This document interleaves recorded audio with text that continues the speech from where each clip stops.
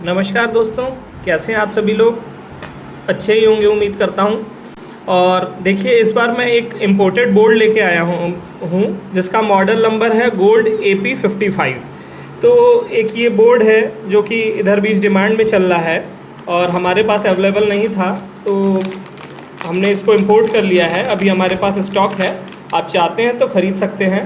ये आप डब्बा देख सकते हैं, डब्बे में ये आता है, एक रिमोट है और कुछ कनेक्टिंग वायर्स हैं। आइए मैं एक बार वॉक थ्रू दे देता हूँ इस बोर्ड का और आपको कंपैरिजन भी बताऊंगा कि हमारे पास इसका क्या अल्टरनेटिव था। ये पहले हीट सिंक ब्लैक कलर का आता था एनोडाइज फ्रेंड्स, अब ये एल्यूमिनियम ही है, तो इसमें हमारा कोई लेना देना नहीं है, ये वहीं से आ रहा है। आप जो भी अब नया लॉट लेंगे गोल्ड वाला, उसमें आपको ब्लैक की जगह ये एल्यूमिनियम कलर का ही मिलेगा। तो आप देख सकते हैं जो इसके सबसे ज़्यादा एडवांटेजियस एक ऑप्शन कहेंगे वो ये है कि जो 100 रुपये वाला सबसे कॉमन ब्लूटूथ था उसमें इन्होंने TPA3116 IC इंटीग्रेट कर दी है। तो उसके कारण है क्या, ये स्लॉट बहुत जगह आपको इंक्लोजर्स में ऑलरेडी कटा हुआ मिलता है और आपको बस उसमें एम्बेड कर देना है और पूरा एम्पलीफायर कंप्लीट हो जाता है। तो एक ये बहुत ही इंटेलिजेंट अप्रोच है जो उन्होंने लगाई है, जिसके कारण इसकी डिमांड काफ़ी मार्केट में रही है। आते हैं इसके बिल्ड क्वालिटी पे, तो आप देख सकते हैं फ्रेंड्स कि इसमें जो हीट सिंक है वो इन्होंने परमानेंटली स्टिक कर दिया है। तो मैं किसी भी तरह से उखाड़ के आपको IC नहीं दिखा सकता, बट ये वेरीफाइड IC है कि इसमें TPA3116 जो ओरिजिनल IC होती है वही लगी है। बाकी ये सारे फीचर रेगुलर ही हैं, आप लोग जानते होंगे। बैक साइड आते हैं और देखते हैं कि इसमें क्या क्या इम्प्लीमेंटेशन किया हुआ है। तो ये देखिए, ये मेन कैपेसिटर्स हैं फ्रेंड्स, और मेन कैपेसिटर्स आप देख सकते हैं 25 वोल्ट 330 UF के हैं।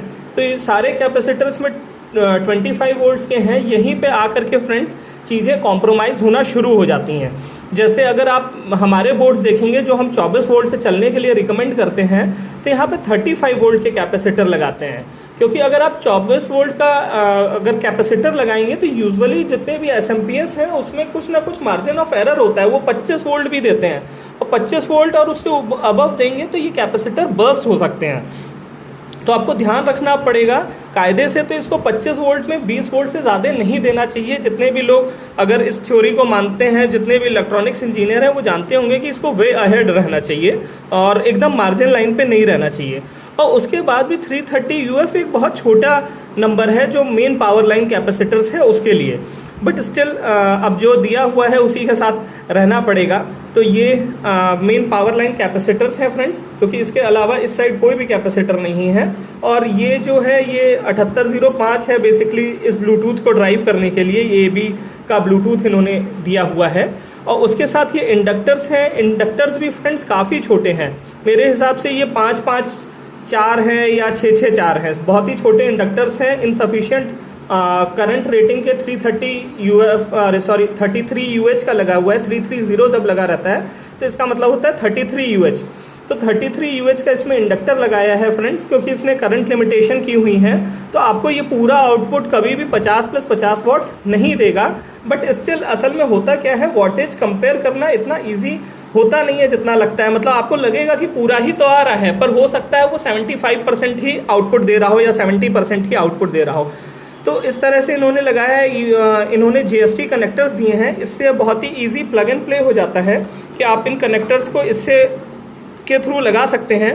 पर आप खुद बताइए, क्या इस तरह के वायर सफिशिएंट है पावर देने के लिए?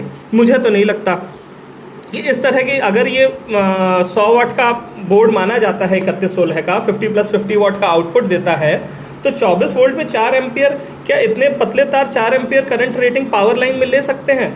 डाउटफुल है। तो इस तरह की चीज़ें कॉम्प्रोमाइज़ करते हैं और फिर जा कर के एक ये रीजनेबली प्राइस बोर्ड बनाते हैं। पर चल रहा है तो हमने इंपोर्ट कर लिया है।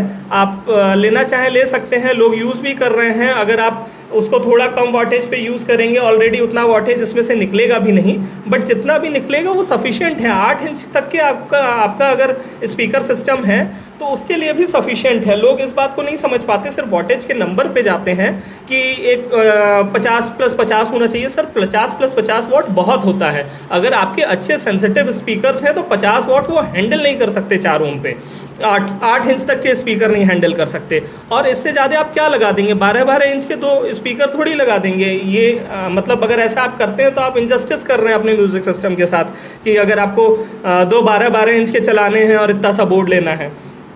तो जिस तरह का ये बोर्ड है और जिस तरह का यूजेबिलिटी के लिए बनाया गया है, सफिशेंट है। अब इसके कंपैरिजन में हमारे पास क्या था फ्रेंड्स, हमने जो प्रोडक्ट बनाया था वो है IoT 5050। मेरे पास अभी हाथ में तो नहीं है, मैं इमेज डाल दूंगा। तो वो IoT 5050 में फ्रेंड्स हमने क्या किया था, अब इसमें बेस ट्रेबल नहीं है। सबसे बड़ा डिसएडवांटेज है कि अगर आपके स्पीकर रिस्पॉन्सिव इनके हिसाब से नहीं है, अगर आपका ट्रेबल थोड़ा नीचे आ रहा है तो आप बढ़ाएंगे कैसे, या ज़्यादा शार्प हो जा रहा है तो कम कैसे करेंगे, ये सब फैसिलिटी इस बोर्ड में नहीं मिलेगी। तो हमने जो IoT 5050 बनाया था वो इसी कॉन्सेप्ट से बनाया था कि बेस ट्रेबल हम डालते हैं, और ब्लूटूथ तो ये 100 रुपये वाला अलग से आता है जो कि कस्टमर अपने से लगा लेंगे। तो अब आप ये सोचिए कि ये जो बोर्ड है अगर वो 700 रुपये के आसपास का है और IoT 5050 भी 700 रुपये के आसपास का है, तो आप हर चीज़ में उसको जीतता हुआ देखेंगे। उसके कैपेसिटर्स बड़े हैं, उसके कनेक्टर्स पावरफुल हैं, उसमें बेस ट्रेबल है। अब बेस ट्रेबल ही लेने चले जाएंगे तो अगर मतलब क्लास डी वाले जो होते हैं वो 300-400-500 रुपये 600 रुपये के भी हो जाते हैं। तो इस तरह से वो बोर्ड हर तरह से इससे जीत जाता है। बस इसमें क्या है, फ्रंट पैनल है, जो कि हम लोग का थॉट प्रोसेस ये था IoT 5050 बनाते समय कि वो कस्टमर अपना 100 रुपये का कहीं भी अगल बगल के मार्केट से लेकर के इंटीग्रेट कर लेगा। तो उस हिसाब से वो IoT 5050 इससे हर तरह से बेहतर प्रोडक्ट है। बहरहाल मैं इसकी भी ऑडियो टेस्टिंग करके दिखाता हूँ, और अगर आपको IoT 5050 की ऑडियो टेस्टिंग देखनी है तो मेरी पुरानी वीडियोज़ में से आप देख सकते हैं। सो फ्रेंड्स, आइए शुरू करते हैं। देखिए मैं आपको दिखा दूं, इसमें वॉइस प्रॉम्प्ट है। Voice prompt in the sense कि आप जब ब्लूटूथ कनेक्ट डिसकनेक्ट करेंगे तो वो बोलेगा।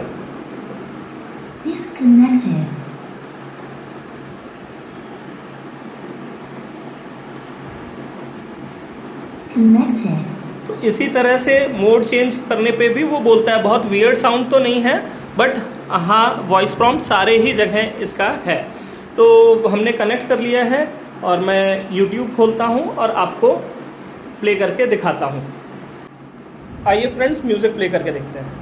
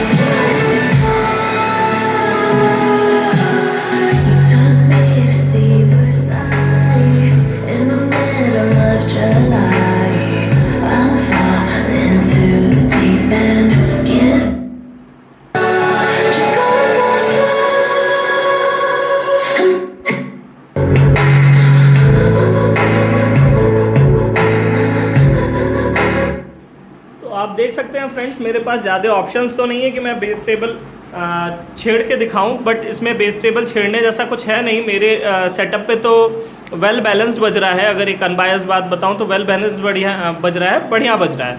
तो अगर आपका सेटअप एक अच्छे से बना हुआ सेटअप है तो उस पर डेफिनेटली ये बढ़िया वर्क करेगा।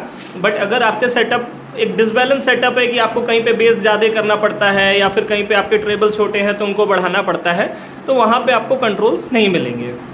सो ये था एक रिव्यू जिसमें मैंने आपको फिजिकली भी प्रोडक्ट दिखा दिया और मैंने प्ले करके भी दिखा दिया। हमारे पास अवेलेबल भी है।